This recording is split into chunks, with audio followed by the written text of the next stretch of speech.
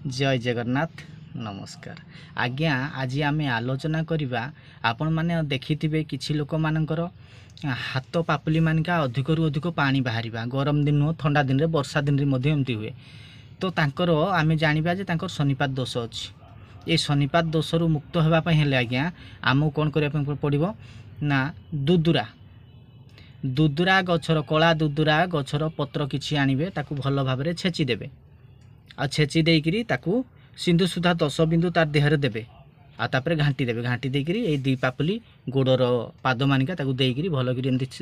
देकरी लेप देकरी ताकू कपड़ा गुड़े देवे तापर सुई पड़े 10 दिन आज्ञा एमती करंतु आ सकाळ को तार साथरे आज्ञा मन रखंतु सकाळ को अदा गोटे